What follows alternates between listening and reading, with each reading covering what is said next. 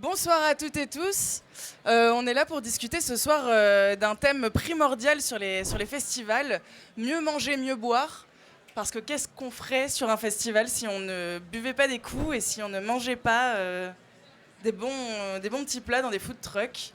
Ce soir, on est quatre intervenants sont sur scène. Elsa Defresné, ingénieure agronome de formation, aujourd'hui maraîchère et aussi cuisinière. À sa gauche, monsieur Sacha Ménard, responsable de la cuisine centrale de Tours. Encore à côté, madame Christelle Alfaya, responsable de la brasserie L'Aurore, ou co-responsable. Et encore à gauche, monsieur Christophe Bressac, vous êtes enseignant-chercheur, spécialiste sur les productions agricoles et majoritairement l'élevage, c'est ça ? Avec une petite bille sur les insectes, on y reviendra. Peut-être pour commencer, parce qu'un festival, on ne le passe jamais sans avoir une bière à la main. Christelle, c'est pour vous. J'ai lu, selon un récent sondage, que 51% des Français préfèrent la bière, que l'alcool préféré des Français et des Françaises, c'est la bière. Comment est-ce qu'on explique cette espèce d'engouement pour le fait de boire de la bière et peut-être l'engouement pour les brasseries artisanales aussi ? Je pense que l'engouement vient du fait que la bière a retrouvé ses lettres de noblesse déjà. Quand nous, on a créé la brasserie il y a 14 ans, on était 75 en France. Maintenant, on est 2600. Chaque région, chaque département s'est réapproprié son territoire, son terroir. Chaque département s'est réapproprié ses brasseries. On voit fleurir des petites brasseries partout. Il faut savoir qu'à moins de 30 km de chez vous, vous avez forcément une petite brasserie. Et comme on s'est réapproprié son territoire, on s'est réapproprié aussi ses céréales, sa filière. Et donc, on a vu fleurir toutes ces petites brasseries. Et puis surtout, actuellement, on fait très attention au taux d'alcoolémie. Et donc, une bière est quand même un petit peu moins titrée en alcool que du vin, par exemple. Une question de filière, c'est intéressant cette notion. Mieux manger, mieux boire, c'est peut-être avoir conscience des filières et de ce qu'on produit à la base. Vous connaissez les filières en houblon, en orge, mais peut-être là je me tourne vers vous, Elsa, ou Sacha d'ailleurs, comme vous voulez, vous pourrez vous répondre. Comment est-ce qu'on fait pour prendre soin de ce qu'on produit et à quel point ça a de l'importance d'être au clair sur ce qu'on produit ? Je vais répondre du coup à double titre en tant que maraîchère et cuisinière. En tant que maraîchère, produire un légume de bonne qualité, déjà pour moi, ça va être un légume qui pousse dans le sol. On a mis de la matière organique. Derrière, il y a peu de chances de rater, voilà, à part un effet climatique ou des maladies. Voilà, on sort des bonnes tomates, là on a des bonnes fraises. Moi personnellement, je suis certifiée en bio, mais pour des choix personnels. Mais même si on n'est pas en bio, on peut tout à fait, sans utiliser tout le temps des pesticides, sortir des bons légumes quand même. Et après, le travail du cuisinier, c'est de passer de la nature à la culture un petit peu. Ça va être on a une matière brute faite par le producteur, et le rôle du cuisinier, ça va être de sublimer un peu ça. Alors, sans parler de haute gastronomie, c'est son travail de faire en sorte que le produit, après, dans l'assiette, il soit bon, bien préparé, bien cuisiné, et que les convives, que ce soit en restauration collective ou à titre personnel, moi je suis plutôt traiteur, donc même à un mariage, les gens se souviennent après, c'était super bon, on a bien mangé. Et en fait, tout ce travail-là, c'est le rôle du cuisinier. Donc le bien manger, ça va vraiment, c'est une étape qui est vraiment complète. Elle est transversale, puisqu'il ne s'agit pas que d'agriculture, il s'agit aussi de cuisine, mais aussi de convivialité, de partager ensemble, de goût, de saveur. Donc il y a plein d'éléments à prendre en compte. Et c'est tout l'enjeu. Et je pense que sur la restauration collective, c'est encore plus complexe parce qu'on doit fournir de la qualité sur un grand nombre de repas. C'est tout à fait ça, c'est-à-dire que nous, on produit 8500 couverts jour. Les 8500 couverts, on essaye de valoriser, comme tu pouvais dire Elsa, le rôle du producteur. Nous, on a une démarche dans ce sens, ça veut dire de valoriser le secteur. Et ce qu'il faut, c'est peu transformer le produit pour qu'il garde, on va dire, son goût original. C'est un bon assaisonnement, une bonne cuisson, et faire que les enfants retrouvent le goût du bon produit, de la bonne tomate ou des carottes, sans trop les cuisiner, sans trop les assaisonner. On reviendra sur les enfants, ça me semble être une notion assez primordiale, la façon dont on enseigne ce qu'on consomme. Mais là, je voulais rester sur l'idée de comment on s'approvisionne, peut-être en tant que brasseur ou en tant que cuisinier. Qu'est-ce qu'on fait comme choix? Est-ce qu'on fait le choix pour avoir du goût dans l'assiette ou du goût dans le verre? Est-ce qu'on fait le choix du local? Est-ce qu'on fait le choix du bio? Comment est-ce qu'on guide ce choix-là? Et peut-être ultérieurement, si vous voulez continuer les discussions, comment est-ce qu'on communique sur ce choix?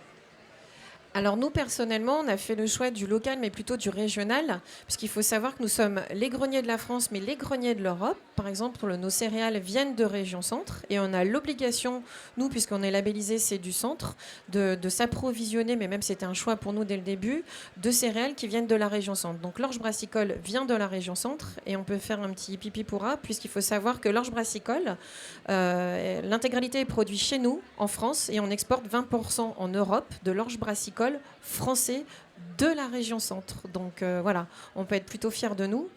Et c'était important pour nous. Voilà. Le houblon, on n'en a pas en région centre, mais on en a en France. Donc voilà. Peut-être que bientôt, on aura une houblonnière en région centre et on pourra faire quelque chose, je dirais, un peu d'IGP. Mais c'était pour nous la base, voilà, de se fournir avec des matières premières de la région centre et de faire un circuit court, quoi. À part sur des produits très spécifiques, tout vient de la région centre. On a tout ce qu'il faut à côté de nous et à côté de chez nous. Donc, il faut en profiter. On ne va pas faire venir quelque chose de, je sais pas, de Nouvelle-Zélande, par exemple. Voilà. Pour apporter un chiffre, on en discutait avec vous, Sacha Ménard, 80% de ce qui est produit sur le département de l'Indre-et-Loire est produit pour l'export. Ça pourrait être aussi un moyen d'intégrer Monsieur Bressac à la discussion. Du coup, on reste sur cette idée. Comment est-ce qu'on peut avoir un impact pour mieux manger, pour mieux boire, en faisant le choix du local, de valoriser ce qui est produit chez nous? Je vais rebondir. Alors, nous, il y a plusieurs facteurs. C'est-à-dire que il y a un facteur qui est une contrainte, on va dire, pour nous, c'est qu'on est assujetti au marché européen. C'est-à-dire que les appels d'offres, on est contraint à faire un appel d'offres européen, vu le volume d'achat qu'on fait par an, qui est aux alentours de 3,5 millions. C'est-à-dire que ce volume-là me contraint de faire des appels d'offres, et le localisme dans la fonction publique est interdit. C'est-à-dire qu'on nous dit développer la filière locale, mais de l'autre côté, on vous dit attention, vous n'avez pas le droit de faire de localisme.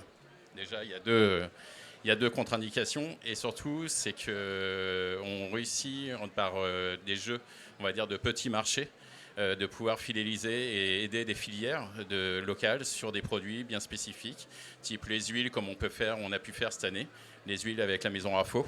C'est-à-dire que les huiles ne sont plus des huiles européennes, c'est une huile qui est faite à 40 km de la cuisine.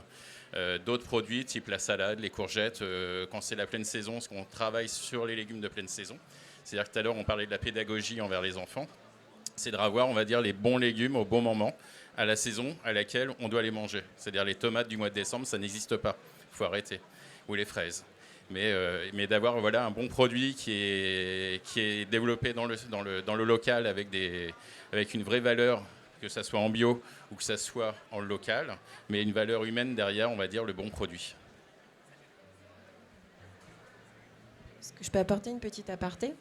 On parlait de cuisine au niveau des plus jeunes. Donc la cuisine centrale, si je ne me trompe pas, c'est pour les tout petits. On prend par exemple un exemple qui est très parlant. Il y a le collège du Réfléchoir à Bléré, qui est tenu par Sébastien. Quasiment l'intégralité de ces matières premières utilisées pour faire les repas de ces collégiens, 100% local, quasiment 100% local. Il faut voir allez voir sur Facebook le Réfléchoir, les plats qu'il vous prépare. Moi, chaque fois, je lui dis j'ai envie de retourner au collège. Hein. Pour compléter, j'aurais envie de dire qu'en tant que cuisinier, traiteur, enfin peu importe, on a des contraintes, mais si on a vraiment envie, on a un territoire ici qui nous permet quand même de nous approvisionner avec des produits paysans, des bons producteurs. Certains ont des labels, d'autres non. Mais finalement, je dirais que c'est peut-être plus une histoire humaine. On connaît ces producteurs, on sait comment ils travaillent. Et du coup, c'est ça qui va aussi mettre en confiance. Et avant même de se dire, je vais prendre tel produit parce qu'il est en bio ou pas, ça va être la relation, de voir que ça se passe bien, qu'on voit que le producteur, avec ses animaux, ses animaux, ils vont en plein air. Enfin, je sais pas, il y a plein de choses qui peuvent rentrer en compte. Mais tout cet aspect-là est très important aussi dans notre travail. Moi, je ne peux pas travailler avec des produits dont je ne connais pas l'histoire, en fait. Ça ne me parle pas. Je vois un steak dans mon assiette, je ne sais pas d'où il vient. Je me renseigne, je fais oui, vous connaissez le producteur, ça vient d'où. Enfin, je trouve que ça permet aussi de se réapproprier toute une filière. Et en tant que cuisinière, c'est hyper important pour moi. Et je pense que toute la profession de cuisinier mériterait à beaucoup plus aller vers ce genre de démarche, déjà pour valoriser les produits du terroir, mais aussi personnellement, de dire ouais, je travaille un super produit d'un super gars, c'est trop bien, d'une super nana, enfin, c'est trop chouette de travailler avec eux. Et en fait, derrière, le consommateur le ressent aussi, en fait. Si le produit est travaillé avec amour, on sait, ça va jusque dans l'estomac du consommateur, et ça, j'en suis convaincue, quoi. On parlait, oui, j'allais vous donner la parole, Christophe, parce qu'un bon produit, on parle d'un bon produit à travailler pour le cuisinier. Il y a aussi cette idée de, si on sait où on achète, on sait comment notre territoire est paysagé, on sait comment vit notre territoire. Et peut-être il y a une part non négligeable à prendre en considération derrière l'élevage sur cette question-là. Alors, il y a l'élevage et puis il y a aussi le fait que les Français ne sont pas forcément très au courant qu'ils ont une chance extraordinaire dans le monde. On a un des rares pays qui est capable de quasiment tout produire. Peut-être du riz ou du café qu'on est obligé d'importer, du cacao. Et puis tout le reste, on est capable de le produire chez nous. Moi, ça m'arrive souvent de voyager dans le monde et d'aller dans des pays où 95% de l'alimentation est importée. Pas très loin de chez nous, on a l'Algérie par exemple. C'est un pays qui est entièrement dépendant des importations qui peuvent venir de l'extérieur. Donc on a peut-être cette méconnaissance ou cette non-valorisation de cette chance. Et je pense qu'il faut en profiter pour positiver notre agriculture. 98% de ce qu'on mange vient de l'agriculture. Le 2% restant, ça peut être de la pêche ou autre chose. Donc c'est ce lien filière agricole qui est extrêmement important. Après, les choix de filière sont souvent des choix qui sont déterminés par des j'ai des étudiants qui se moquent de moi. Des choix de filière qui sont souvent déterminés par des principes relativement, on va dire, ponctuels. C'est-à-dire que quelqu'un veut du fromage d'une chef qui n'a pas mangé d'OGM. Voilà, on s'arrête là. Et souvent, les filières ont tendance à fournir des labels ou des signes de qualité qui sont trop complets. On a parlé du bio, on a parlé du label rouge, c'est too much. Si on voulait mettre sur le bio tout ce qu'il y a comme principe, comme obligation et comme interdiction, ça ferait des étiquettes qui seraient plus grandes que les produits. Et il faut travailler ça, il faut travailler ce lien à la qualité. Ensuite, on a parlé de la saisonnalité tout à l'heure. On parle beaucoup de saisonnalité dans le domaine du végétal. On en parle très peu dans le domaine de l'animal. Arrêtez de manger du reblochon en hiver. Le reblochon, c'est un fromage d'été. Quand vous mangez du reblochon en hiver, avec votre fameuse tartiflette au bord des pistes, vous mangez un fromage qui est resté 6 mois dans un congélateur. D'accord ? 6 mois, c'est à peu près, alors on va dire à peu près 2500 km en voiture de grosse taille, au niveau gaz à effet de serre. Donc arrêtez, mangez du fromage de chèvre en été, mangez du reblochon en été, et puis après, en hiver, vous mangez les cochonneries qu'on peut manger en hiver, c'est-à-dire pas grand-chose, puisqu'on conserve tous ces produits-là. On parle de produits de saison, je vais attaquer ma voisine d'à côté. Quand vous prenez de l'orge ou quand vous prenez du blé qui a été récolté, alors pour l'orge plutôt au mois de juin, début juillet, et puis pour le blé plutôt au mois de juillet, si vous le mangez au mois de juin de l'année suivante, vous mangez un blé qui a été récolté et conservé pendant une année complète. Une année complète, ça veut dire que ce n'est pas du tout un produit de saison. Alors je ne veux pas vous accuser de manger du pain toute l'année, mais il faut être conscient de ça. Les gens qui disent « Ah oui, je veux manger des carottes qu'à tel moment parce que je vais sauver la planète », d'accord, mais il faut avoir aussi un regard sur les autres types de production. C'est pareil pour les animaux. Si on vous fait manger de l'agneau à Pâques et du veau à la Pentecôte, c'est pas pour rien. C'est parce que les saisons qui sont des saisons de mise bas et les saisons de mise à l'herbe, où ces animaux peuvent facilement, ou leurs mères peuvent facilement manger de l'herbe, c'est des saisons qui correspondent à ça. Alors, je ne veux pas vous accuser, mais il faut avoir conscience de ça. Tous les produits agricoles ont une saisonnalité. Et cette saisonnalité, il faut l'intégrer dans notre mode de consommation. Alors, vous avez tout à fait raison. Par contre, pour l'orge que nous utilisons dans nos brasseries, c'est de l'orge brassicole. Donc cet orge brassicole, effectivement, a été transformé, mais instantanément. Il est malté. Donc effectivement, une fois qu'il a été malté, il est stabilisé pour nous. On peut le travailler et il n'est pas conservé dans une chambre froide ou autre. Il est juste conservé dans un hangar de façon... comme je stocke des bouteilles ou comme je stocke des cartons. Donc ça ne me demande pas des conditions énergétiques particulière. C'est pas de l'orge alimentaire, juste une petite précision. Donc buvez de la bière. C'est ça, buvez de la bière. Ah oui, avec modération, excusez-moi, avec modération, j'avais oublié. Je sais pas, je le connais pas, mais... Se pose quand même la question de... certes, le public est mal informé, mais alors comment mieux l'informer? Puisque les labels ont des listes, des cahiers des charges beaucoup trop longs, puisque nous ne maîtrisons pas l'intégralité des filières derrière lesquelles... de ce que nous achetons. Comment est-ce qu'on fait pour mieux consommer, nous, en tant que consommateurs et consommatrices? Il n'est pas mal informé. Le consommateur français est beaucoup plus informé que d'autres types de consommateurs. Vous prenez l'exemple des Américains ou autres. On a un lien au sol qui est beaucoup plus fort en France. Le salon de l'agriculture, c'est un des plus gros salons qui existent et qui draine énormément de personnes, qui attire énormément de personnes. Donc on n'est pas mal informé. Mais on peut faire des choix qui sont encore plus ciblés que ceux qu'on fait actuellement. C'est ça que je voulais dire. L'information, elle va passer par la connaissance. Allez dans les fermes, allez rencontrer les paysans, arrêtez de regarder sur Internet ce qu'on vous raconte. Moi, je vais vous faire un film de 2 minutes à Terre du Son avec que des gens qui pleurent. Je suis capable de le faire. Il n'y a pas de problème. Je peux vous le faire. Et vous allez vous dire après, à Terre du Son, tout le monde pleure. Et ça, c'est pas vrai. Et donc, arrêtez de regarder les vidéos sur les élevages produites par des gens qui ont envie de voir disparaître l'élevage. Allez voir dans les élevages, allez voir chez les céréaliers, allez voir chez les maraîchers, allez vous rendre compte du travail qu'ils font. Quand un maraîcher vous reçoit, il a commencé sa journée à 4 h du matin, ensuite il vous reçoit vers 9-10 h parce que vous n'êtes pas très courageux, votre vélo électrique avait besoin d'être rechargé, il vous fait à manger et à nouveau il a ses 8 heures de travail dans le reste de la journée. Et c'est ce travail-là qu'il faut comprendre. Ça ne pousse pas tout seul et ce n'est pas venu tout seul dans votre assiette. Et je pense que c'est ça qui est important. Pareil pour les cuisines sans doute. Ah oui, tout à fait. Le cuisinier qui embauche à 10 h et qui dit qu'à midi que c'est prêt, c'est pas de la vraie cuisine. Ou la carte le maraîchage non plus, je commence pas à 4 h quand même. Mais Après, je rejoins monsieur sur la transparence, c'est-à-dire de faire voir ce qu'on produit et comment on le produit, c'est la première des clés. Ça veut dire d'expliquer, nous, aux enfants, de leur expliquer comment fonctionne, on va dire, une zone maraîchère, un producteur de viande, un producteur de poisson. Alors, un producteur de poisson, c'est plutôt une personne qui travaille avec les marais. Nous, on a voulu travailler avec une criée qui est à côté de Nantes et qui travaille avec les criées du Croisic et de la Turballe. Et nous, on a préféré mettre 2 fois le même poisson, peut-être tous les 15 jours. Mais d'avoir un poisson qui n'a pas fait 2 fois le tour de la Terre, qui a eu une double congélation, ou qui a tout sauf la vision d'un vrai poisson.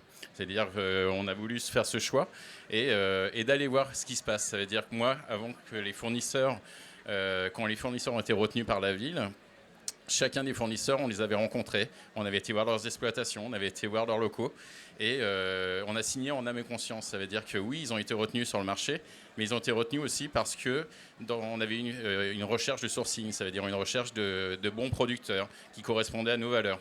Et là, pour la pédagogie envers les enfants, certes, nous, c'est en développement, parce que c'est que la 2e année qu'on le développe, mais on fait une semaine complète qui s'appelle la Semaine du Goût. Et on a entre 150 et 200 ateliers qui sont animés dans les écoles ou dans les fermes ou dans les fromageries pour faire voir aux enfants comment les choses se font. Et ça, c'est la meilleure des pédagogies parce que l'enfant, s'il a vu comment on produisait un yaourt, comment on produisait un fromage, quand il l'aura dans son assiette ou quand il l'aura devant lui, il saura l'histoire derrière. Et l'histoire, c'est la première des choses qu'il faut pour que la pédagogie puisse se faire. ça me fait penser ce que tu dis. En fait, il faudrait remettre des cours de cuisine à l'école, mais pas que pour les femmes, pour tout le monde. Finalement, ou des cours d'éducation nutritionnelle, quelque chose qui permettrait aux enfants effectivement de découvrir ce que c'est manger, quoi. Et je voulais aussi rebondir sur cette histoire de connaissance, effectivement, d'aller au-delà de s'informer, d'aller faire la démarche de se déplacer. Je pense aussi qu'on vit dans une société où il y a beaucoup d'injections alimentaires, et ça on voit dans les médias, sur internet, sur les réseaux. Il faut pas manger ci, il faut manger ça, il faut faire tel régime, nanana. Et en fait, du coup, le consommateur il est perdu, et puis ça devient presque conflictuel d'aller parler de ça aussi.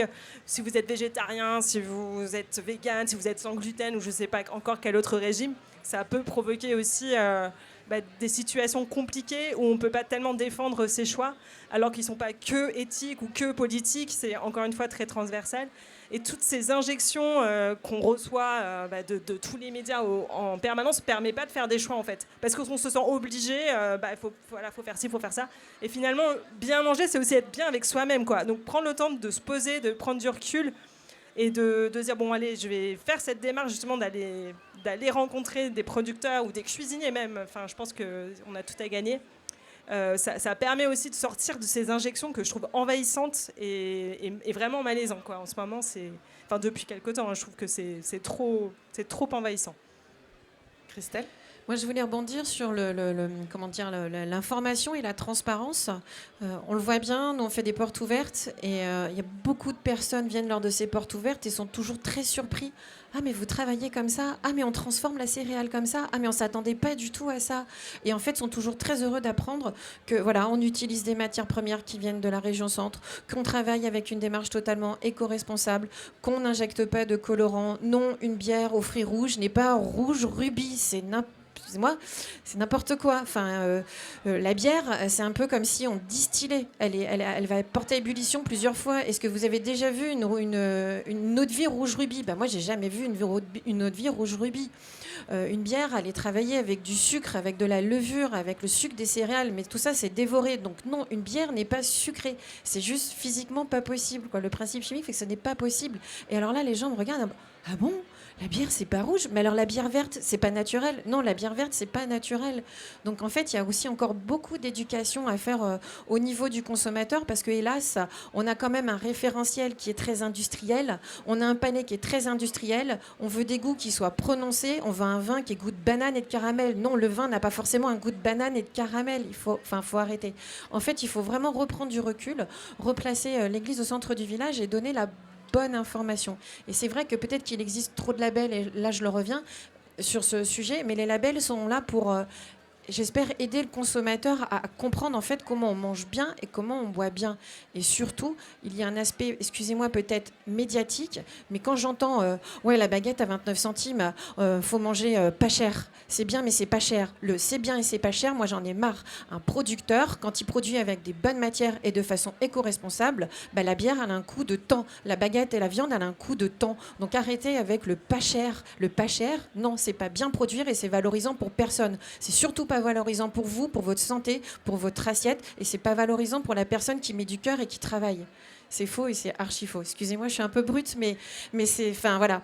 Moi, ce qui m'horripile un petit peu, par exemple, c'est que depuis le mois de janvier, si on regarde dans les commerces, l'explosion au niveau des ventes, c'est les MDD et les premiers prix.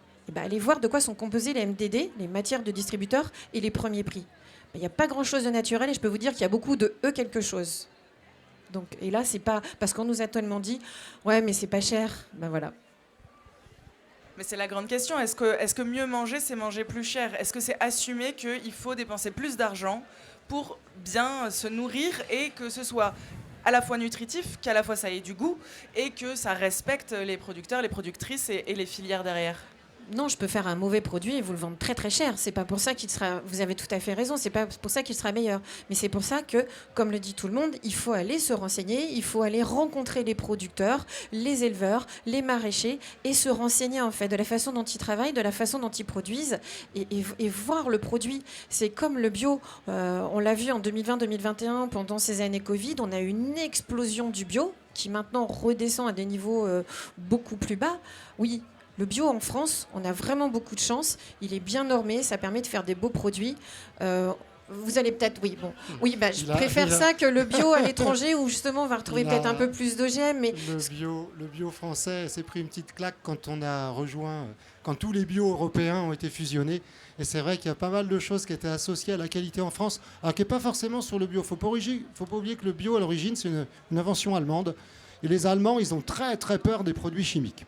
Donc le bio, c'est sans produits chimiques. On se fout que les animaux ils soient heureux, on se moque que les exploitations soient petites, on se moque que les emballages soient ceci, cela, c'est sans produits chimiques. Et donc, quand le bio français est arrivé là-dessus, le bio français est arrivé avec des traditions paysannes. Il y a beaucoup de produits bio français qui ont été calqués sur le label. Donc les poules vont dehors. Un Allemand, vous mettez une poule dehors, il explose. Parce que c'est Tchernobyl, parce qu'il ne faut surtout pas aller dehors. Une poule en bonne santé, elle doit rester dans sa maison. Puis en plus, bon, dans le nord de l'Allemagne, il fait moche, donc les poules ne peuvent pas sortir. Et donc, il y a des choses qui ont été enlevées, en particulier tout ce qui est associé pour les Français à quelque chose de traditionnel a été enlevé des cahiers des charges bio. Donc les petites exploitations, le fait que les animaux sortent obligatoirement dehors, mais pendant toute leur vie, le fait que les unités soient des unités qui soient liées au sol et à la nourriture produite sur l'exploitation, tout ça, ça a dégagé quand le bio, vous savez, le AB vert est devenu le logo avec les petites étoiles, là, les petites étoiles européennes. Donc, certains produits ont les deux, mais en fait, c'est le bio européen qui règle ça. Alors, peut-être que le consommateur allemand, lui, il s'est dit, on a perdu notre bio aussi, et puis le laiton ou le grec, il a perdu son bio aussi. Hein, mais c'est vrai que c'est devenu un produit de grande consommation, et les gouvernements européens ont dit 20% de l'alimentation doit être bio. En France, le logo AB, c'était 5%. Donc, pour monter à 20%, on a forcément baissé les exigences. Et puis, quand vous dites le bio, c'est pas de traitement, par exemple, c'est pas vrai. Une pomme bio, elle a autant de traitement qu'une pomme pas bio. Simplement, c'est pas les mêmes types de traitements. Mais il faut pas croire que parce que c'est bio, ça laisse pousser dans la nature et puis c'est les limaces qui vont s'en occuper. Donc l'agriculture, c'est aussi une agriculture industrielle bio.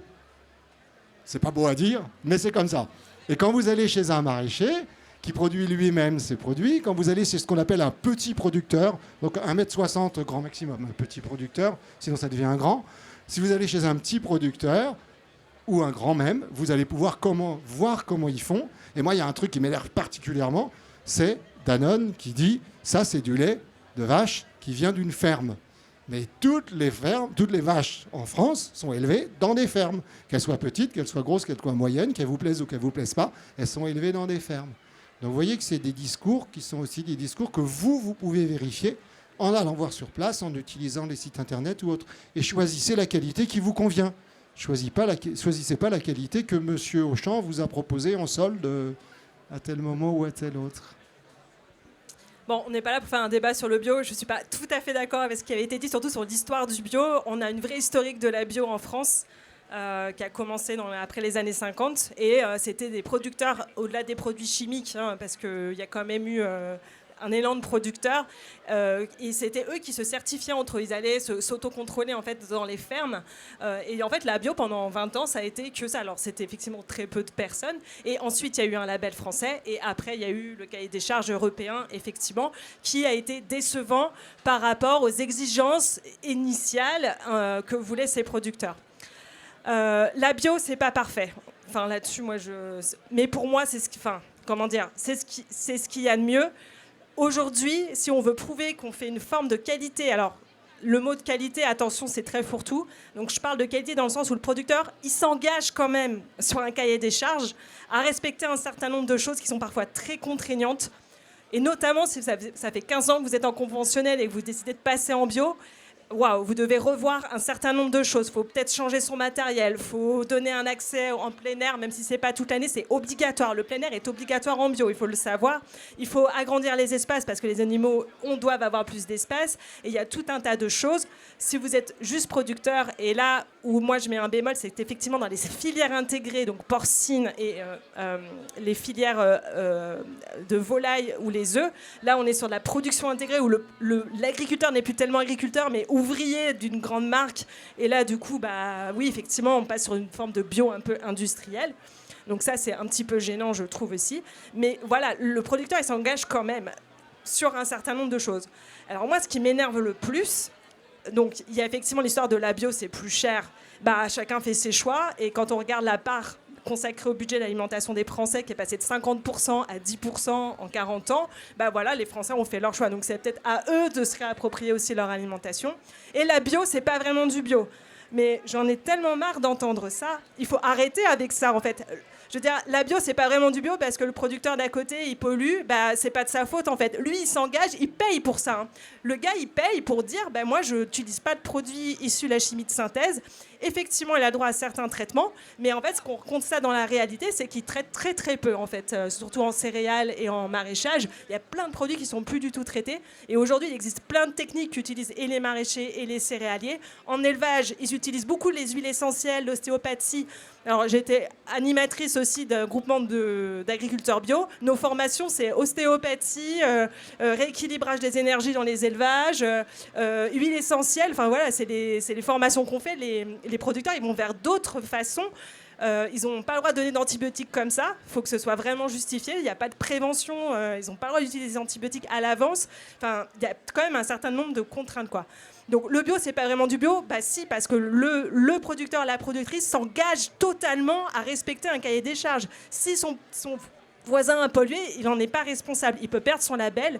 Mais voilà, enfin, donc le bio, oui, c'est vraiment du bio. C'est-à-dire que le label, le producteur, il paye pour l'avoir et il respecte un cahier des charges. Alors, je ne vais pas contredire mes camarades qui sont beaucoup plus pointus que moi sur le bio ou le pas bio. Moi, je voulais juste revenir sur le fait que les gens ont perdu le fait qu'ils ne cuisinaient plus. Il y a eu, on va dire, le fait d'acheter les produits tout prêts, les produits ultra transformés, et ça, c'est vraiment une vraie tare. C'est devenu vraiment très compliqué. Nous, on nourrit, on va dire, sur 151 repas sur l'année, les enfants. Mais le reste se fait dans le foyer avec les parents, et d'avoir perdu ce sens de cuisine, d'échange, on va dire, dans ce temps de préparation au repas. C'est vraiment ce qui nous a emmenés vers les produits transformés et surtout sur les produits dits chers. Ça veut dire que c'est pas parce que on peut aller acheter, on va dire, une blanquette de veau, ou si on ne sait pas cuisiner, un boucher, charcutier, traiteur vous le vendra. Ça ne coûtera pas plus cher de l'acheter chez lui que d'aller l'acheter en grande surface. Il faut aussi changer notre optique de se dire la cuisine et nos achats, on n'est pas obligé de les faire dans les grandes surfaces. Nos petits commerçants, nos petits producteurs existent. Ils se lèvent tous les jours, peut-être pour certains à 4 heures du mat', petits comme grands. Dans la taille et on va dire dans la grosseur de l'exploitation, mais on peut le voir en allant juste se renseigner autour de chez nous, en allant voir les petits maraîchers ou le petit épicier qui va aller acheter peut-être des légumes chez un producteur pour pouvoir proposer un très bon légume pour ses clients. Mais voilà, essayons déjà de redonner le goût aux gens de faire à manger. De faire à manger, c'est pas long. Il faut arrêter avec ça. Ça veut dire qu'il faut reprendre l'envie de cuisiner. Alors là, moi, je suis 100% d'accord. Effectivement, les gens ont oublié, de bien manger, de cuisiner. Du coup, comme tu le dis, vont se jeter sur des produits qui sont complètement transformés, avec plein d'additifs, avec plein de petits œufs, plein de petites choses pas toujours naturelles. Mais du coup, vont payer aussi beaucoup plus cher, alors qu'ils veulent payer moins cher. Moi, je vais donner un petit exemple. Là, j'ai peut-être prêché pour ma paroisse, mais j'ai prêché pour les brasseurs en général. On a subi de plein fouet, je pense, les années Covid 2020, 2021 et aussi 2022. La bière n'est pas un produit de première nécessité. Ça va être un boucher, un charcutier, un boulanger. Je vois certains font la grimace. Oui, aussi un petit peu. Hein. Donc, n'est pas un produit de première nécessité. Donc, on va passer en second rang. Du fait de ces dernières années assez difficiles, on a vu, et vous l'entendez partout, des augmentations des matières premières, des augmentations des céréales, des augmentations du verre, des étiquettes, des cartons. On en est à plus de 200% d'augmentation. Vous doutez bien que je ne vais pas vous augmenter 3 fois ou 4 fois le prix de la bière, sinon vous n'allez plus l'acheter. En début d'année, on a eu la Verrier qui a encore pris 35% d'augmentation. C'est énorme. On est acculé. Les entreprises, elles n'ont plus de trésorerie en fait pour payer ces augmentations. Il faudrait qu'elles augmentent leur prix. Mais si je vous augmente les prix, est-ce que vous allez continuer à acheter ? Non. Donc vous n'êtes pas d'accord de rajouter quelques centimes ou quelques euros dans un produit fabriqué naturellement par un producteur. Par contre, vous allez être d'accord de mettre, une blanquette industrielle qui coûte 90 euros le kilo. C'est ça aussi où on a complètement, complètement déconnecté le discours, c'est qu'on n'est pas d'accord de soutenir et d'aider un producteur qui produit naturellement avec des matières premières de sa région, de son département. Mais par contre, à côté de ça, on est d'accord de dépenser dans une boisson bien chimique avec plein de colorants. On est d'accord de dépenser dans des multimédias, etc. Mais on n'est pas d'accord pour dépenser dans des produits naturels. Donc on s'est un peu déconnecté, je pense, de la réalité.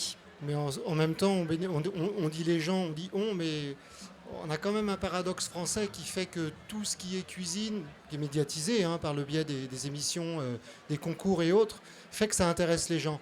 Donc je pense que alors le public qui est là doit être d'accord et on a aussi la chance en France d'avoir cette culture de la transformation des produits. Que certaines personnes, d'ailleurs quand on rencontre des Danois ou autres, qui nous disent « mais vous avez ça dans vos gènes, c'est pas possible que vous soyez capable à l'âge de 6 ans d'éplucher une carotte et de faire des carottes râpées ou de manipuler des légumes ou de faire du pain ou des choses comme ça ».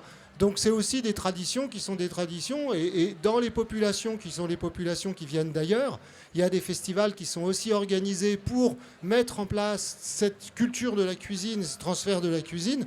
Moi je suis enseignant à l'université de Tours et je me souviens que l'intégration des étudiants vietnamiens quand ils arrivaient en septembre à l'université, c'était on va faire une quiche.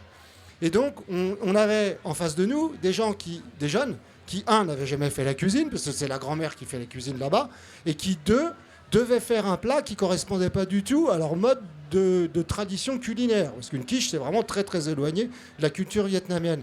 Et c'est ça, alors ils jouaient tous le jeu, pas parce que c'était obligatoire, mais parce que c'est un véhicule de quelque chose qui est encore plus utile que le bricolage, on va dire, de tous les jours. On peut se faire un meuble, on peut se faire un bougeoir, on peut faire ce qu'on veut, mais là, on a quelque chose qu'on va manger et qu'ensuite on va partager. Et cette culture du culinaire, c'est quelque chose qu'il faut absolument garder.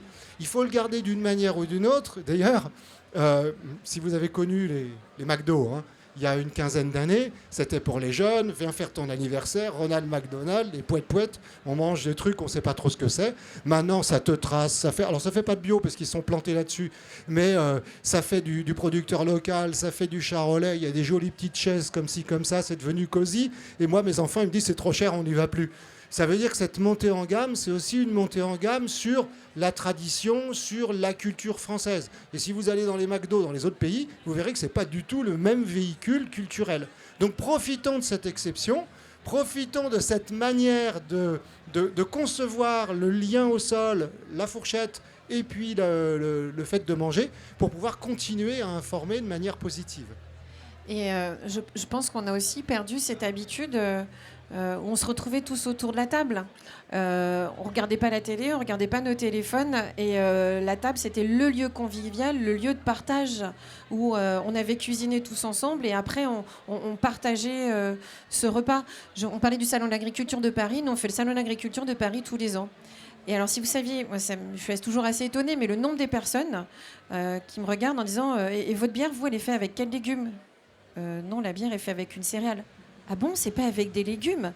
Et vous leur parlez de légumes, à la rigueur, ils savent même pas ce que c'est qu'une courgette ou une aubergine. Ça peut paraître choquant, enfin ça peut paraître surprenant, excusez-moi, mais en fait c'est assez réel. Et c'est pas une petite minorité de personnes, c'est quand même une belle majorité de personnes. Et on se dit, mais on est déconnectés. On va faire un sondage. Qui a déjà vu une courgette ? Bon, ça va, on a des initiés dans la salle. On a de la chance d'être en région. C'est la courgette de la région centre. C'est bien. Sacha, tu voulais réagir ? On parle beaucoup depuis tout à l'heure de la responsabilité des consommateurs et des consommatrices dans l'idée d'aller se renseigner, dans l'idée de savoir ce qu'ils et elles mangent, de se réunir aussi autour de la table. Est-ce que c'est pas un tout petit peu culpabilisateur au regard de comment on a une filière industrielle qui, du coup, a poussé à réduire les prix de la bouffe en général dans les supermarchés ? Comment est-ce qu'on fait justement pour recréer ce lien quand tout nous incite, en tant que consommateurs, consommatrices, à avoir la facilité, à consommer de façon moins saine, mais plus facilement parce que moi j'ai l'impression, quand on discute de tout ça, je me dis ok, c'est joli, mais la majorité de la production agricole aujourd'hui en France n'est pas très vertueuse. Et on fait quoi de cette filière-là ? Elle n'est pas si pas vertueuse que ça. C'est-à-dire qu'on a toujours l'impression que l'herbe est plus verte ailleurs. Mais je pense que vis-à-vis de la production française, on peut quand même être fier de ce qu'on fait. C'est-à-dire qu'on a des lois et on a des principes qui sont beaucoup plus stricts que ce qu'on peut trouver ailleurs. Donc si vous prenez par exemple les normes environnementales, les normes en rejet d'azote et en phosphore, on est plus contraignant que la plupart des autres pays. Il n'y a que la Hollande qui est plus contraignante que nous. Il y a des dérogations un petit peu partout en Europe et on est plus fort que ça. On a des fermes qui sont beaucoup plus petites. Les fermes allemandes sont beaucoup plus grandes que les nôtres. Donc on a des circuits. Alors évidemment, une petite ferme, ça veut dire beaucoup de trajets en camion entre les deux fermes, hein. On vous vante le circuit court. Mais si vous faites 35 km pour aller acheter un yaourt, 35 km pour aller acheter des œufs, pareil pour aller acheter du miel, etc., vous allez exploser votre bilan carbone. Donc faites attention à ça aussi.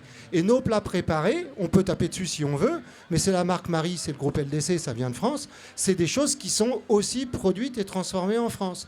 Donc si on perd, là je vais mettre une casquette un peu plus syndicaliste, si on perd cette autonomie alimentaire, comme dans d'autres pays, il faudra se satisfaire de ce qui vient complètement de l'étranger, du blé, du porc, des œufs et autres, et ce sera sans doute pire. Hein, donc il faut faire attention à ça. Hein. Et puis, le mot industriel n'est pas défini dans les productions, quand les productions agricoles. Une ferme industrielle, une ferme non industrielle, ce n'est pas quelque chose qui relève de la loi. Ça veut dire que c'est la personne qui est en face de la production qui décide ce qui est industriel ou pas. Et vous pouvez aller dans une toute petite ferme où il y a des robots dans tous les sens, des capteurs et des choses comme ça, et dans une très grosse ferme où tout se fait encore à la main, avec des Polonais. Parce que la main-d'œuvre coûte trop cher chez nous. Hein, il faut voir ça. Hein. Les 3/4 des fraises françaises sont cueillies par de la main-d'œuvre qui vient d'autres pays de l'Union européenne. Alors, pas des pays tiers, mais d'autres pays de l'Union européenne. C'est pendant le Covid, ça nous a posé des problèmes. Donc, il faut arrêter aussi de mettre des lunettes noires, des lunettes roses ou autre chose. Il faut vraiment aller voir comment ça se passe. Je reviens sur mon idée, parce que c'est ça aussi qui va nous permettre d'avancer. Et si on compare avec l'industrie textile, là, je pleure. Essayez de trouver un t-shirt entièrement fabriqué en France avec de la fibre française transformée en France, et ben vous creusez un trou, vous vous mettez dedans et puis vous attendez. Hein. Même la laine. Hein, j'ai des étudiants, moi, qui ont travaillé sur la filière laine de ferme. On est obligé d'aller la carder et d'aller la transformer en Belgique. On n'a plus d'entité en France qui permet de faire ça. Hein, donc, attention. Ça Chaménard ou On a plus, ouais, ça sera trop cher. Ça sera trop cher, ce sera trop polluant, on a perdu le savoir-faire. Les gens n'en veulent pas à côté de chez eux. On va faire des pétitions et des choses comme ça. Mais il faut garder absolument ce savoir-faire. Et le brassicole, c'était limite. Hein. On a failli le perdre, hein, ce savoir-faire hein, de brasserie. Je rebondis juste. On a failli le perdre. Comme je vous dis, nous, il y a 14 ans, on n'était plus que 75 en France. Actuellement, on est en 2600. Je mets un petit bémol. Comme je vous disais, on a souffert ces dernières années. On est déjà à plus d'une centaine de fermetures pour le monde brassicole en France. Là, on attend une fermeture sur 10 pour 2023. Effectivement, parce que je vous disais, il y a eu beaucoup d'augmentation, il y a eu beaucoup de difficultés. C'est un métier qui n'est pas toujours si facile que ça, même si c'est un produit qui est très convivial. Et il va falloir comprendre que peut-être que ce produit qui est transformé avec des céréales de votre pays, avec du houblon de votre pays, avec une main-d'œuvre de votre pays, va falloir accepter de le payer peut-être un peu plus cher parce que bientôt, dans moins de 5 ans, on va se retrouver de nouveau avec 75 brasseries en France, quelques dizaines de milliers d'emplois en moins et tout va revenir de l'étranger mais de très loin. Et c'est un petit peu dommage. Mais il faut un équilibre, je pense, entre l'industrie et le non-industriel. L'industrie n'est pas forcément négative. Elle est en train de muter justement pour s'adapter à des choses beaucoup plus vertueuses, etc., etc. Et puis parfois, il vaut peut-être mieux une fraise qui pousse naturellement d'Espagne qu'une fraise qui va être poussée sous lampe en France, juste à côté aussi. Il faut savoir un peu ménager la chèvre et le chou. Ce qu'il faut surtout, et je rejoins monsieur, c'est-à-dire que l'industrie, il en faut, mais il faut aussi que nous, en termes de consommateurs, on accepte que le jambon soit pas rose. C'est-à-dire qu'à un moment, le jambon est devenu rose parce qu'on voulait que le jambon ait une DLC. Je parle au tout début que ils ont eu cette démarche-là, que le jambon ait une DLC de 21 jours. Le jambon est pas forcément rose, il est gris à la base. Et si on veut qu'il soit vertueux et que les industriels puissent le produire et qu'ils aient, on va dire, un nombre de jours suffisant, le jambon, il va avoir une DLC de 7 à 10 jours, mais pas plus. Ouais, c'est ça, ouais. À cause des nitrites, hein. Vous avez tout le débat sur les nitrites qui sont des conservateurs, mais qui sont aussi des produits qui maintiennent la couleur de la viande crue, même quand vous la faites cuire. Et donc cette habitude de la charcuterie rose, c'est quelque chose qui est venu au fur et à mesure du temps. Ils ont profité de ça. Depuis les années 90. Et voilà, depuis les années 90. Bon, il y a l'aspect sanitaire aussi. Si votre voisine de palier fait le jambon dans sa baignoire, je vous déconseille d'en manger. Mais elle ne mettra pas de nitrite, mais il faut se méfier quand même. On parlait par exemple de McDonald's, on n'a qu'à voir la junk food, la street food qui a aussi évolué. On parlait de hamburgers. Bah, là, sur le site Terre du Son, bon, il n'est peut-être pas sur la plaine, mais on a Benoît Sanchez, qui est quand même vice-champion du monde de burger, et du coup, qui prend que des produits d'origine régionale, d'origine locale, qui fait son pain lui-même. Comme quoi, on peut avoir un produit qui, dans l'esprit des gens, peut être typé un peu industriel, mais fait qu'avec des bonnes matières à l'origine, en fait. Comme quoi, on peut allier. Puis c'est pas parce qu'on mange un petit McDo de temps en temps qu'on est un mauvais consommateur. Mais il faut savoir faire, je pense, la part des choses, parce qu'effectivement, ce que tu disais, je me permets de te dire, ce que tu disais tout à l'heure, c'est que à force de nous entendre, tout le monde va culpabiliser, il va se dire je fais n'importe quoi. Non, on fait pas n'importe quoi. Il faut juste se réapproprier certaines choses comme le plaisir de cuisiner, le plaisir de bien manger. Et puis de temps en temps, bah ouais, moi la première, je vais m'accorder un hamburger et je vais m'accorder une pizza parce que j'ai pas forcément le temps. Mais ça va être peut-être un 5% du temps et les 95%, je vais essayer de cuisiner avec, je sais pas, les légumes du jardin si j'ai un jardin ou les légumes de producteur. Ouais, je suis assez d'accord avec ça. Faut surtout pas culpabiliser. Parce que c'est bloquant en fait, on n'arrive pas forcément à avancer et je dirais même que finalement, je reviens sur cette histoire d'injection, mais même moi j'ai été végétarienne pendant plusieurs années, je le suis plus aujourd'hui, mais finalement je suis arrivée dans un monde où j'étais à deux doigts d'aller dans le monde d'un peu végétalien, vegan, et finalement parce que eux-mêmes étaient dans des telles contradictions, c'était presque tellement voilà, il faut faire ça, il faut faire ça. Ça m'a fait culpabiliser. Et en fait, j'étais déjà pas d'accord avec eux. Et en plus, en fait, je sais pas, la démarche même émotionnellement n'est pas la bonne. Si vous êtes dans une démarche où vous vous dites bon je vais recuisiner, je vais manger un peu moins de viande, je vais choisir de la viande de meilleure qualité, je vais essayer de les insectes, je sais pas. Et allez pas dire à tout le monde il faut faire ci, il faut faire ça. Faites-le et puis expliquez ce que vous faites et pourquoi vous le faites. Et en fait, petit à petit, vous mettez des graines comme ça dans la tête des gens. Et ça se fait assez vite en fait. Il n'y a pas besoin d'aller dire il faut faire ci, il faut faire ça. Et de juste de dire ok, bon, je sais que juste prendre conscience, on a un problème. Alors, sur l'agricole, on a effectivement des beaux produits en France, mais on en importe beaucoup et on en exporte beaucoup et on se retrouve à pas forcément avoir le choix du produit français non plus toujours. Donc voilà, il y a ce problème-là. L'industrie, le jour où elle va vraiment se responsabiliser, on pourra vraiment lui faire confiance et on n'aura pas des produits douteux sur le marché. Et enfin voilà, on peut prendre tout l'ordre de la filière et se dire qu'il y a des problèmes et les régler, mais après, juste se dire, ça, je sais que là-dessus, je peux faire confiance à telle personne parce que je l'ai vu sur un marché. Déjà, vous avez une première démarche, une première information, et on y va pas par pas, petit à petit. Il n'y a pas besoin de se dire, oulala, c'est trop compliqué, je vais jamais y arriver, j'ai des courgettes, des aubergines et un steak à cuisiner, je vais pas savoir faire. Non, en fait, on prend les choses petit à petit, on se fixe des étapes. D'ailleurs, je me demandais en vous écoutant, pourquoi est-ce qu'il n'y a pas encore une application ? Vous savez, vous avez, je prends l'exemple par exemple du Dry January qui va vous aider à consommer moins d'alcool, alors soit sur le mois, pour réguler, je ne dis pas qu'il faut arrêter de boire de l'alcool, mais je trouve la démarche intéressante si vous vous inquiétez de votre consommation d'alcool.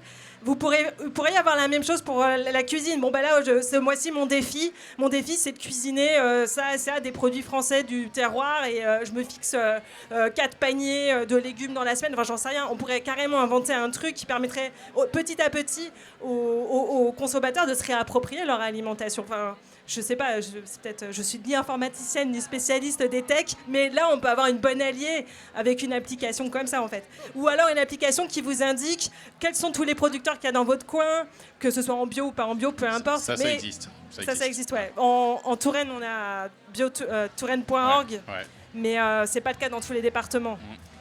Moi je prends juste l'exemple... juste pour l'entreprise pour laquelle je travaille, la collectivité, on a voulu recentrer nos achats. Et une production comme la nôtre, on va dire, on est le plus gros producteur de la région avec les 8500 couverts. 60% des produits qu'on achète viennent de 150 km autour de la cuisine. C'est juste une volonté de vouloir faire les choses. C'est-à-dire que quand on a envie de faire bouger les lignes, nous, on a ce pouvoir, c'est, on va dire, ce moyen d'aller voir quelqu'un en lui disant... Là, si je veux travailler avec toi, je prends le producteur d'huile. Ça va être 15 000 litres d'huile à l'année. je vais pouvoir te permettre de rentabiliser ta machine. Voilà, faut faire la démarche. Il faut avoir la volonté de faire bouger les choses. Si on n'a pas la volonté de faire bouger les choses ne changeront rien. L'application que disait Elsa, oui, pourquoi pas. Mais vous aurez toujours un lobbying qui viendra derrière, qui viendra vous dire « Oui, mais il faut que mon petit logo il soit dessus, ou que je fasse ça, ou que je fasse ci. » Ou une grande surface. Après, je ne prêche pas et je ne veux pas je fais pas de procès, mais je veux juste faire prendre conscience que tout choix qu'on peut faire en tant que consommateur peut faire bouger les lignes. Mais il suffit juste de vouloir le faire. Peut-être l'heure a tourné vite. Mieux manger, mieux boire, c'est prendre du plaisir en le faisant. Vous pouvez peut-être faire un tour de table là-dessus si ça vous dit. J'ai l'impression qu'on pourrait retenir ça, en tout cas des échanges qui se sont déroulés là ce soir. Ouais, prendre du plaisir et surtout s'informer. Est-ce que vous savez quel est le produit agricole qui est le plus frelaté ? C'est le miel. Et pourtant, c'est le produit dans lequel on a le plus confiance. On va chez son petit apiculteur. Un petit apiculteur sur deux triche. Triche parce que ce qu'il veut voir, c'est pas du miel. Parce qu'officiellement, le miel, c'est que du vomi d'abeille. Donc, il faut aimer le vomi d'abeille. Il faut pouvoir l'accepter, il faut pouvoir faire confiance, il faut pouvoir poser des questions. Le deuxième produit industriel ou de grande consommation qui est le plus relaté, c'est l'huile d'olive. Et c'est assez compliqué de pouvoir faire confiance à ce genre de choses. Et moi, ce que je vous conseille de faire, c'est de vous renseigner le plus possible et de ne pas hésiter à diversifier votre alimentation. On n'a pas parlé des insectes, mais c'est quelque chose que je véhicule aussi comme type de message. Pas obligé de manger des insectes, c'est pas obligé. Mais essayez aussi de varier votre alimentation, parce qu'on est en train de perdre des choses. On est en train de perdre la pintade. La pintade est en train de disparaître en Europe. Est-ce que c'est grave ? Est-ce que c'est pas grave ? J'en sais rien. La pintade, c'est un oiseau africain que les Français ont importé pendant la période coloniale et qui a fait partie de la culture culinaire française. On est en train de perdre la pintade, on est en train de perdre l'écaille, on est en train de perdre l'artichaut, on est en train de perdre des produits qui étaient les produits de notre consommation courante d'il y a 30 ans. Donc soyez curieux, informez-vous et diversifiez votre alimentation. C'est ça que je dis. Je ne vais pas dire le contraire. Un bon produit, c'est un produit qu'on partage. Et la bière, c'est un produit de dégustation, mais avant tout de partage. Je pense qu'il n'y a qu'à voir les quelques pichets qui circulent un petit peu autour de nous. On est venu écouter de la bonne musique, du bon son, partager ça en famille, entre amis, etc. Et on va partager une bonne bière, j'espère. Avec plaisir. Sacha Ménard. Je ne vais pas dire le contraire non plus. C'est se faire confiance et aller voir ce qui se passe. C'est aller voir son boucher, son charcutier, son boulanger. Le pain, il n'est pas forcément blanc. On n'a pas parlé du sujet pain, qui est un réel sujet en France. Mais le pain blanc n'est pas la panacée. On va dire qu'on l'a eu pendant la guerre. Mais voilà, faisons confiance à nos producteurs et à nos petits commerçants. Si on n'a pas le temps d'aller manger, maintenant, on a de quoi commander chez certains restaurateurs et d'autres des repas équilibrés, locaux. Et nous faisons confiance à nos commerçants. Et puis surtout, faut faire voir ce qu'on fait. Faut arrêter de se cacher. Faut que tout soit visible. Consommer moins, mais mieux. Je vais évidemment pas contredire les camarades. Je dirais qu'en plus, se faire plaisir et bien manger, c'est indispensable. Enfin, on peut pas du tout faire l'un sans l'autre. Sinon, en fait, on n'est pas bien, en fait. Encore une fois, ce qui est important, c'est d'être bien en accord avec soi-même et ensuite être en accord avec les autres. Un repas, en France, en plus, le repas, vous allez dans d'autres pays, il n'y a pas ce partage, il n'y a pas cette convivialité. On a ça en France, en fait, ça vient de notre tradition paysanne aussi. Donc si on commence à se poser des questions et à faire une autre démarche, il faut que ce soit dans le plaisir et aussi dans le plaisir de le partager. Donc ouais, c'est clairement indispensable et c'est important pour que les choses changent, quoi. Donc encore une fois, je peux qu'aller dans ce sens aussi, d'aller faire les premières démarches, de se renseigner, de bouger un peu. Juste aller sur un marché un samedi matin, un dimanche matin, de rencontrer des producteurs. Déjà, c'est le minimum, quoi. Je donne des cours de cuisine à Tours avec la métropole au parc de la Gloriette. Et j'ai souvent la plupart des stagiaires, c'est des femmes entre 50 et 65 ans, je dirais. Mais Elles sont perdues, elles savent plus cuisiner, elles arrivent pas du tout à. Elles sont là, elles disent bon bah j'ai pas cuisiné de toute ma carrière, du coup je sais même pas éplucher une carotte. Elles connaissaient pas. Je suis venue une fois avec des carottes fan, elles avaient jamais vu les feuilles des carottes, elles savaient pas ce que c'était, qu'on pouvait les cuisiner. Pareil, enfin il y avait. Et du coup elles étaient complètement perdues. Bon, faut recentrer en tant qu'animateur, mais à la fin, on a réussi à préparer un super repas à 4 ou 5. Mais elles étaient trop contentes, elles ont pris la recette, elles m'ont envoyé des messages. On a refait ça pour nos petits-enfants ce week-end, c'était super, on est trop contentes. Mais en fait, c'est ça, c'est échanger, partager, communiquer. Et c'est un vrai plaisir d'inscrire des nouvelles façons de manger et de cuisiner dans les esprits, quoi. Donc, il faut y aller. Juste 2 secondes, je suis agréablement surprise. Je vois que là, il y a un public assez jeune et je suis vraiment agréablement surprise parce que les jeunes, eux, se sont réappropriés le goût du bien manger et le goût du partage. Et moi, je vois autour de moi énormément de jeunes qui cuisinent, qui vont marcher, qui vont chez les producteurs et qui prennent le temps, alors qu'ils n'en ont pas forcément les études, les débuts de carrière, et qui prennent le temps de bien consommer. Eh ben, je trouve que c'est un très joli mot de la fin pour une fois. On peut faire confiance aux jeunes pour apporter de nouvelles pratiques, réinsuffler et le goût et l'amour du bien manger. Et en plus, faisons confiance aux jeunes pour leur conscience environnementale parce qu'on n'a pas du tout axé cette discussion autour de la terre et de ce que la terre nous fournit. Bien manger, c'est aussi manger sur un vivant qu'on respecte. Mais ce sera l'occasion d'une prochaine conférence, peut-être l'année prochaine. Merci beaucoup.